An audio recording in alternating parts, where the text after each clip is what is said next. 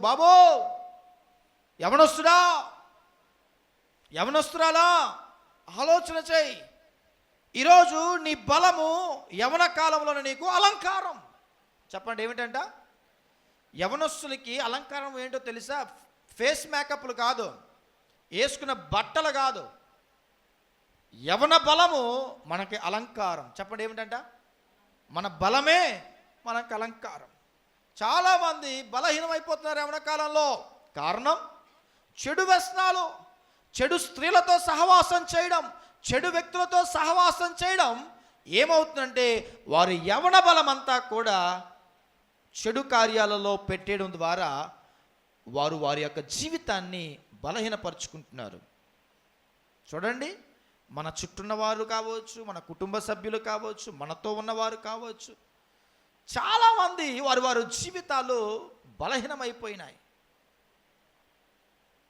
వారి జీవితాలు శక్తిహీనమైపోయినాయి. కారణం యవన కాలంలో ఉన్నామని ప్రేమ అని పేరు పెట్టుకొని వారి బతుకంతా నాశనం చేసుకుంటున్నారు. కొంతమంది యవన కాలంలో ఉన్నామని చెప్పేసుకొని ఫోజులు కొడుతూ లోక సంబంధమైనటువంటి మద్యపానానికో, ధూమపానానికో, డ్రగ్స్కో, వినండి, లేదా జోదానికో, బెట్టింగ్స్కో, ఇలా రకరకాలైనటువంటి భయంకరమైనటువంటి శాపాన్ని తీసుకొచ్చే కార్యాలకు యవనస్తులు తన యవన బలాన్ని ఖర్చు చేసి పాడైపోతున్నారు.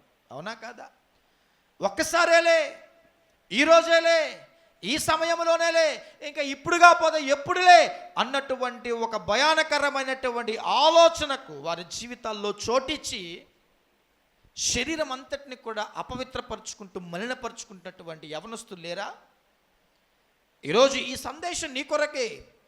ప్రత్యక్ష గుడారంలో, పరిశుద్ధ స్థలంలో సముఖపు రొట్టె బల్ల ఏం నేర్పుతుందనంటే దేవునితో సహవాసం చేయడం నేర్పుతుంది.